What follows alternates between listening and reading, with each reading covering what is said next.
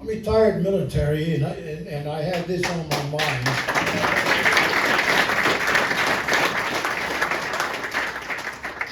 I don't want to look too far into the future, but if you were the president today, how would you handle the problem in Ukraine?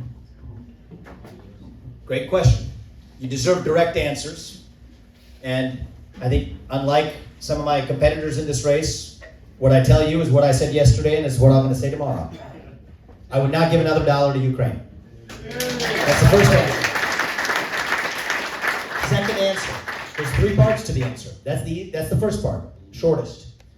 Second, that does not mean I am rooting for Vladimir Putin to win the war. It means that just as I believe America should pursue America First policies, Ukraine is free to pursue Ukraine First policies. Poland is free to pursue Poland First policies. And what the US president can do through leadership, through moral conviction, is to do what Biden isn't doing now, which is actually to lead through diplomacy. So this will get into some details, but our friends in Germany are actually getting in the way a little bit. We put 40,000 troops that we station in Germany. They like that a lot because it makes them feel safe. It should. This, has helped them actually deter aggression against Germany ever since really post-World War II era. However, they're kind of getting in the way of Poland doing what Poland wants to do. So what does a good U.S. leader do is call these guys up and say, hey, listen, we're all about America first, and this isn't a top 5 foreign policy priority of mine, because it's not.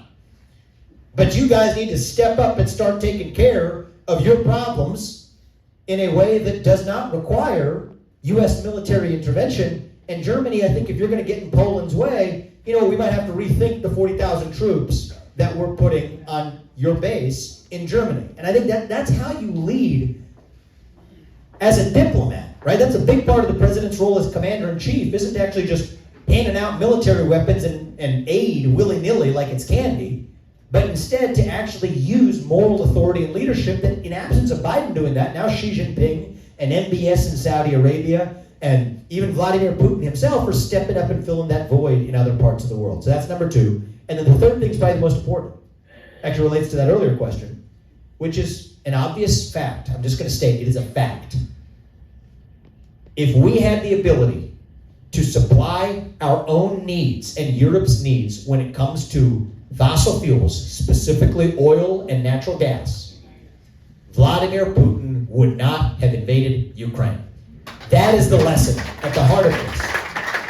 Because Putin knows that if Europe is dependent on him for oil and gas, then that changes the leverage that tips his calculus in favor of going for Ukraine. I sometimes joke around that ESG stands for export Soviet gas, because that's the effect that it's had on our geopolitics and global markets. But the moral of the story is energy independence isn't just a nice sounding word. It isn't even just about economic security. It's about national security too. And that's the lesson we ought to learn about it.